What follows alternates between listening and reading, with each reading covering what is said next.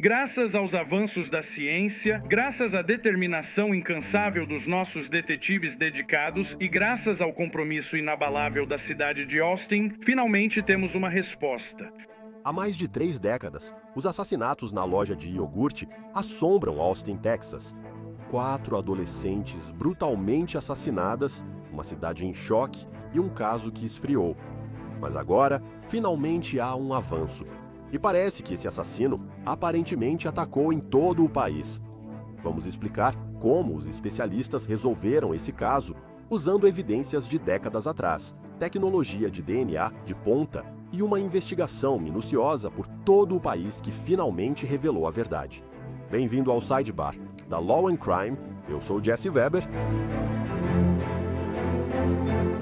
Agora, você talvez se lembre de ter ouvido falar desse caso, os assassinatos na loja de iogurte, em Austin, Texas. 4 adolescentes assassinadas brutalmente em uma loja de iogurte congelado. Aliás, esse caso foi recentemente destaque em uma série documental na HBO Max. E por décadas, foi um mistério que assombrou esta cidade. Mas agora, depois de mais de 3 décadas, a polícia de Austin diz que o caso finalmente foi solucionado. E que longa jornada foi essa? São décadas de becos sem saída, confissões falsas e evidências impossíveis de processar na época. Então vamos explicar tudo isso para você. Vamos guiá-lo passo a passo pela descoberta, desde as antigas evidências da cena do crime até a moderna tecnologia de DNA. E vamos mostrar como tudo isso apontou para um suspeito chocante, que agora foi ligado a mais crimes e mais mortes. Tudo começou em 6 de dezembro de 1991, em uma pequena loja de frozen yogurt, em Austin, chamada Eu Não Acredito Que É Iogurte. Você tem 4 adolescentes, Amy Ayers, que tinham apenas 13 anos, Elisa Thomas, que tinha 17, e as irmãs Jennifer e Sarah Harbison, de 17 e 15 anos. Todas foram brutalmente assassinadas. As irmãs Harbison, Amy e Elisa trabalhavam na loja. Elas estavam esperando para fechar a loja. E as 4 garotas foram atacadas. Elas foram despidas. Elas foram amarradas. Elas foram amordaçadas, baleadas na cabeça e o prédio foi incendiado.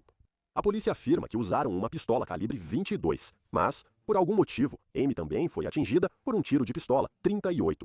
Todas as garotas apresentaram sinais de abuso sexual. Esse é um crime que chocou Austin. Isso deixou os investigadores com um caso quase impossível e a cena foi um pesadelo para coletar evidências. O fogo, a água dos bombeiros, tudo isso destruiu grande parte da cena do crime. Mas o que restou, e isso é importante, o que restou foi aquela única cápsula de .38 no ralo do chão. Ao longo dos anos, a polícia investigou milhares de pistas, enfrentou várias confissões falsas e chegou a prender 4 homens. 2 confessaram, implicaram-se, mas depois recuaram. As evidências de DNA excluíram todos os 4. Isso levou à retirada das acusações em 2009. Por décadas, esse caso ficou sem solução. Então, o detetive Dan Jackson assumiu o caso em 2022. Com tecnologia moderna, investigadores reavaliam antigas evidências.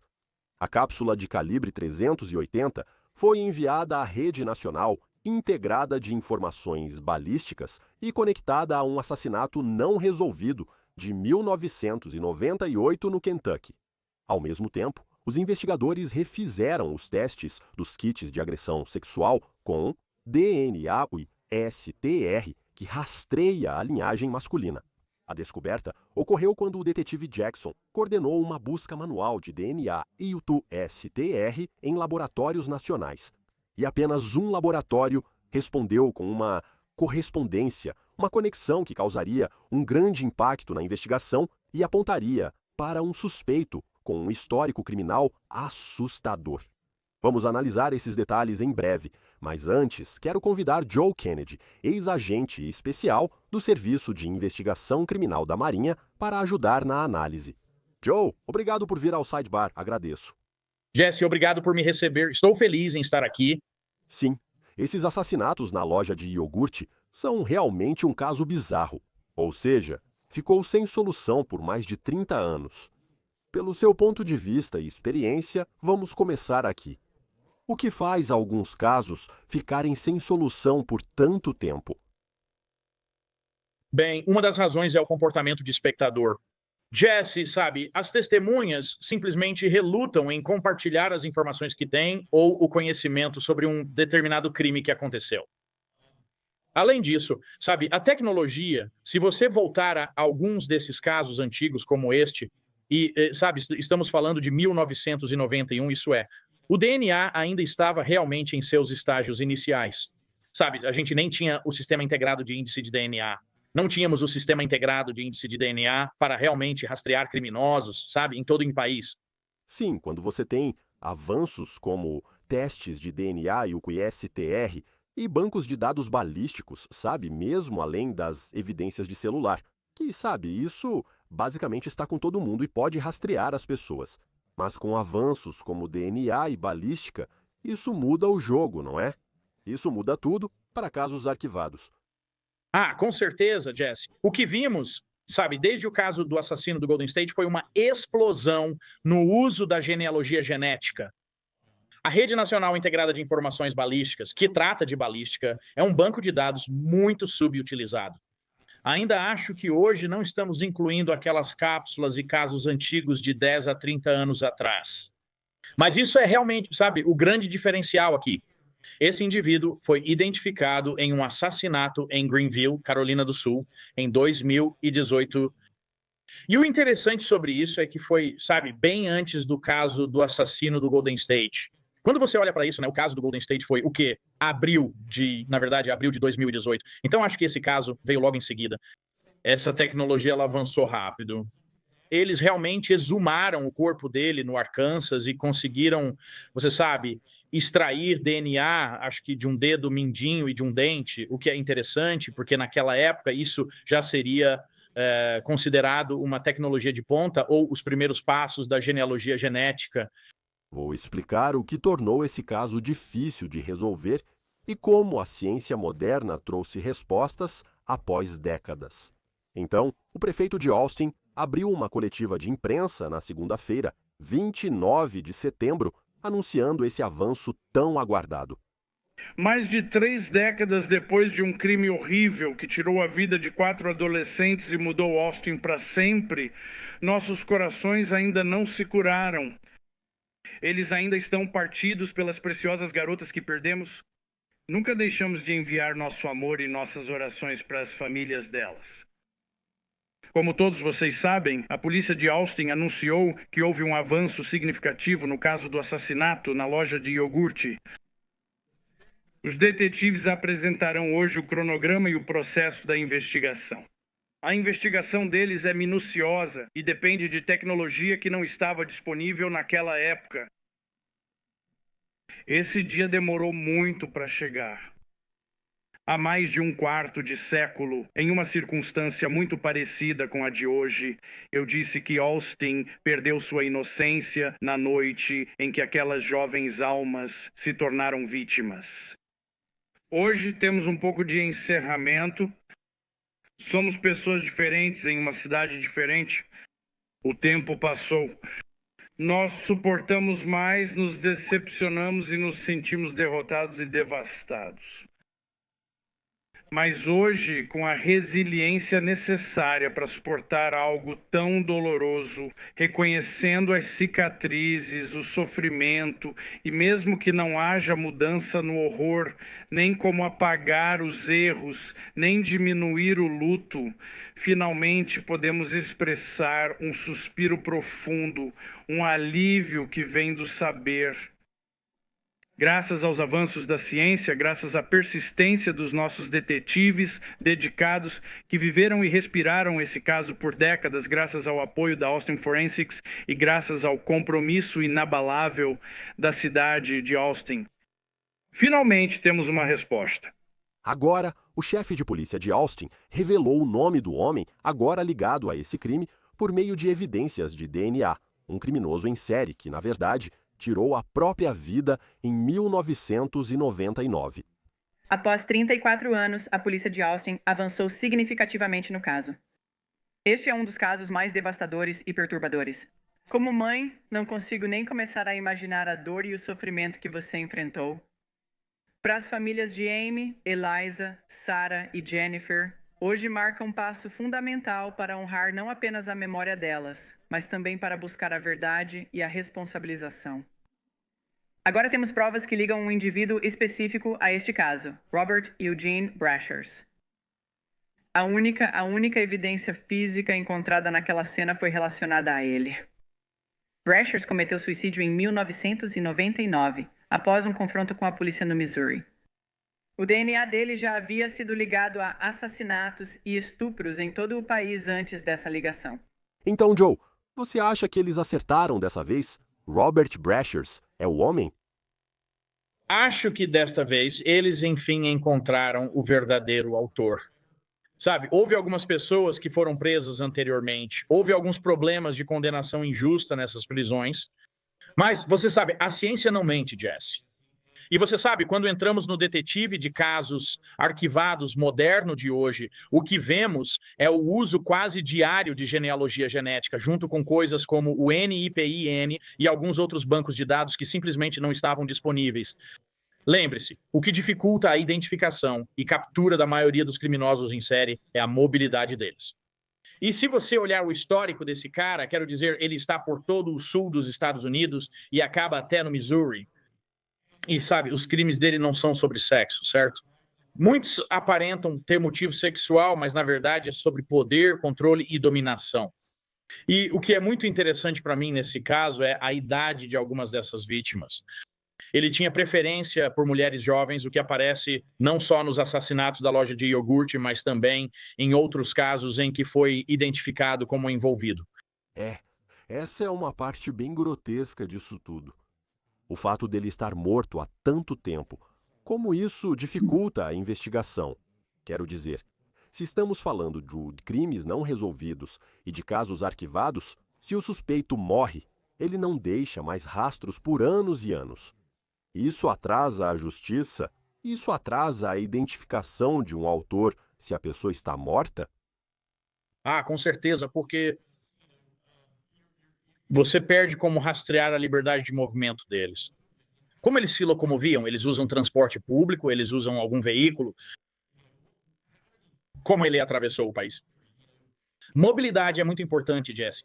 Como o infrator está morto, precisamos encerrar o caso como esclarecimento excepcional, certo? Se ele estivesse vivo, poderíamos provar e acusá-lo desse crime. Mas você vai ver que, uma vez que o suspeito está morto, isso limita um pouco os investigadores em algumas áreas.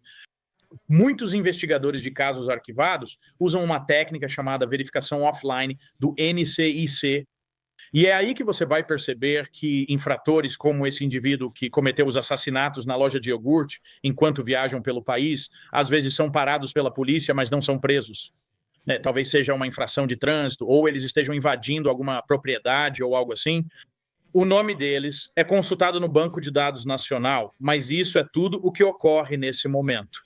E então, quando os investigadores de casos arquivados usam essa capacidade offline do NCIC, e tenho certeza de que a unidade de análise comportamental do FBI também está profundamente envolvida nesse caso agora, ajudando a tentar rastrear esses movimentos, usando exatamente esse recurso ao qual estou me referindo. Quando você tem o quê? Apenas uma evidência física ligando ele, como é que os investigadores têm certeza? Como podem ter certeza de que só esse item identifica um autor, especialmente em um crime de tantos anos atrás? Bem, Jesse, nunca podemos determinar como e quando o DNA chegou à cena do crime, certo? Só podemos determinar que ele está lá.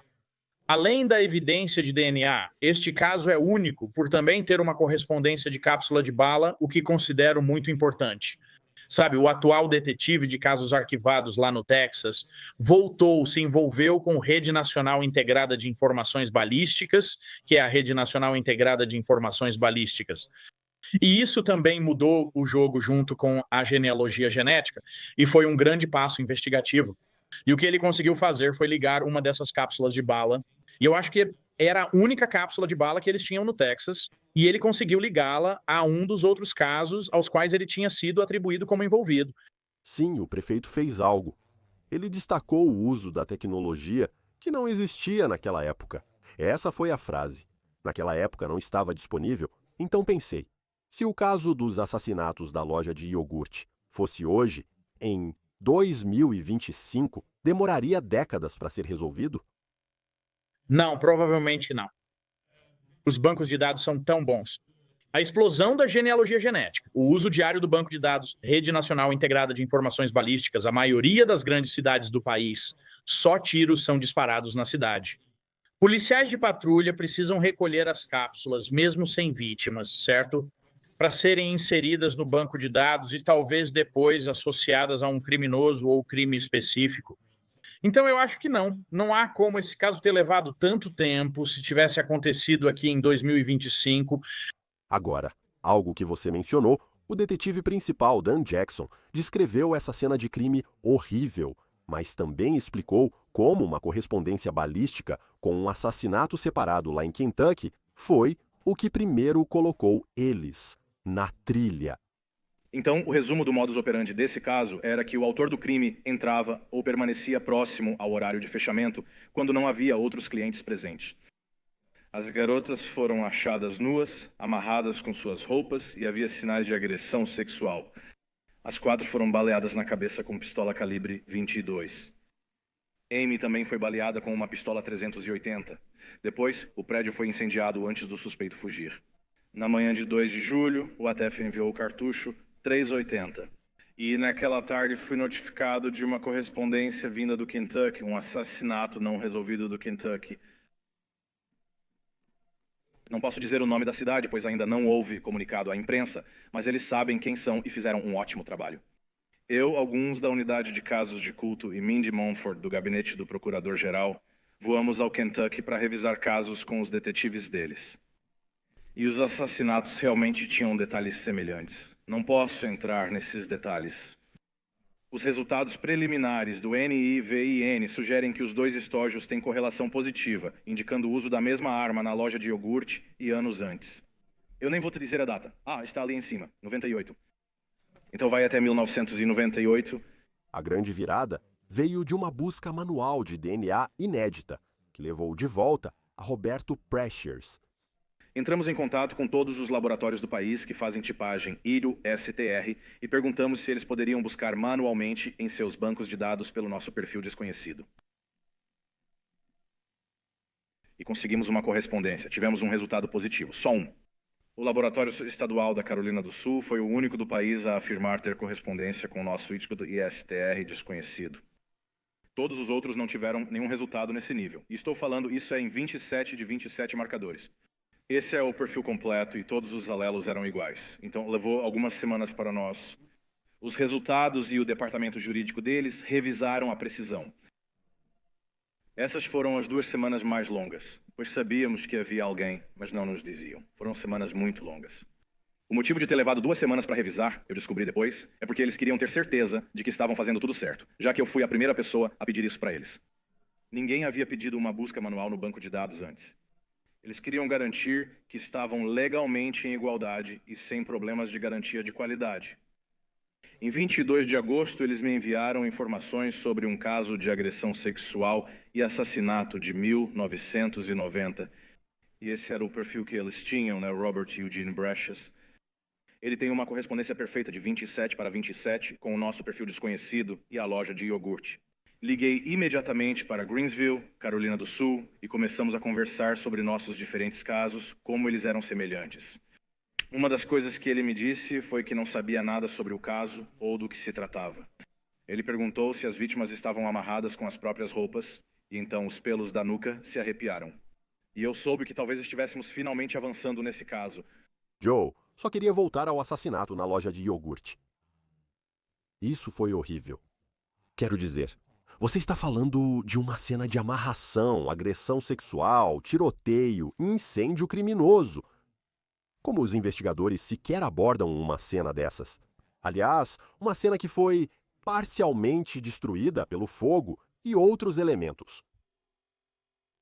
Curiosamente, Jesse, assim como criminosos deixam evidências físicas na cena, como DNA ou cartuchos, também deixam traços de personalidade, certo? Deixam pensamentos, sentimentos e emoções na cena. E é isso que precisamos avaliar, além das evidências físicas, para nos ajudar a chegar ao verdadeiro criminoso. E o que você vai ver no caso desse indivíduo é que, sabe, há muitos problemas acontecendo com ele, que hoje em dia ele seria classificado como um sociopata. Não há dúvida. E você vai ver que isso se originou ou começou nele muito cedo em sua vida. E então, isso é uma coisa em que colocaríamos muita ênfase, sabe? Onde ele foi criado, quem o criou, sabe ao que ele foi exposto quando jovem? É aí que vemos um pouco disso, esse mal e raiva. E quando analisamos cenas de crime, pense assim, Jesse, estamos procurando encontrar três coisas. Procuramos raiva, controle ou remorso. Obviamente não há remorso em nenhuma das cenas de crime dele. Então isso nos leva para aquele lado do sociopata, sabe? E você vê muito controle na cena, mas o que mais se destaca é a raiva. Há muitos cortes e lacerações nas vítimas, há uma escalada no comportamento agressivo. Ele comete o crime diante de testemunhas.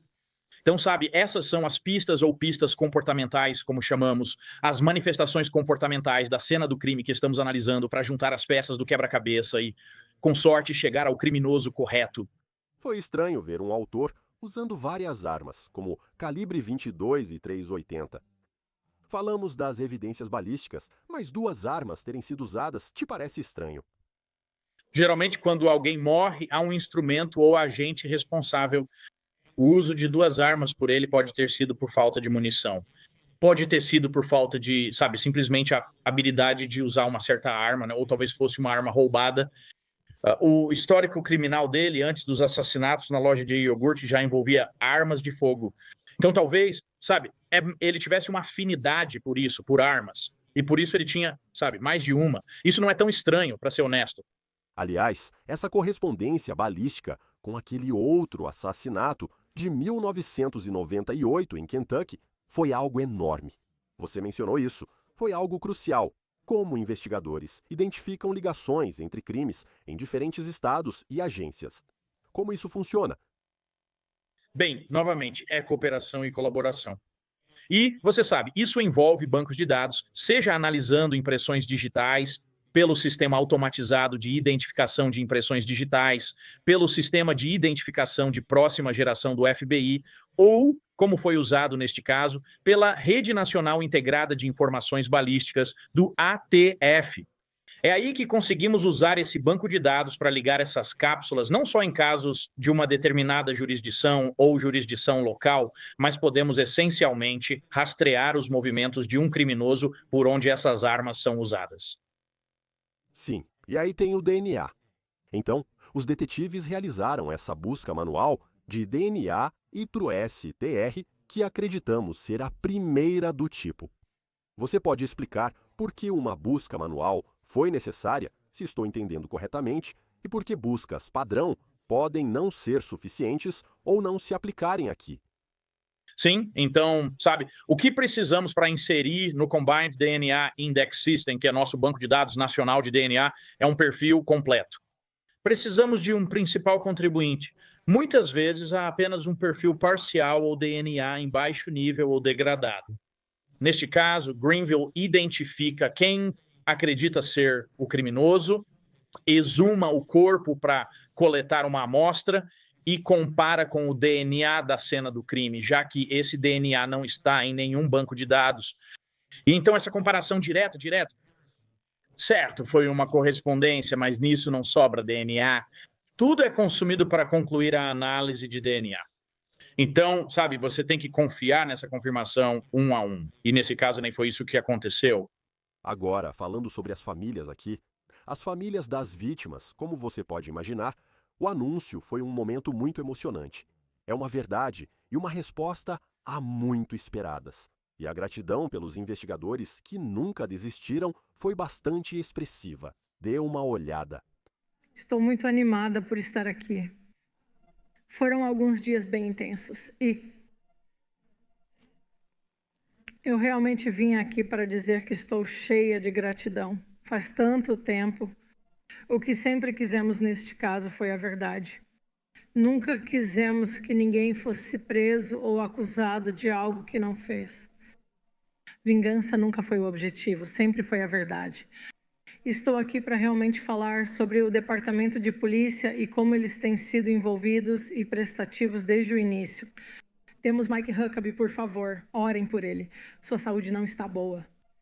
E ele e John Jones foram as primeiras pessoas por quem nos apaixonamos na força policial, porque eles nos contaram o que tinha acontecido. E começando com esses caras há 34 anos, eles estiveram em nossas vidas e em nossas famílias todo esse tempo. E cada policial que vejo em Austin, que esteve lá por nós e nos amou, e pelo que eles fizeram, as pessoas não entendem o quanto eles trabalham duro. Todo mundo está preocupado com a solução do caso. Todo mundo estava preocupado com todos nós aqui, porque sabem que a tragédia foi tão dolorosa e continua sendo. Mas eu realmente só vim para agradecer ao Departamento de Polícia de Austin e todo o amor e apoio que vocês nos deram nesses 34 anos. E eu agradeço por isso.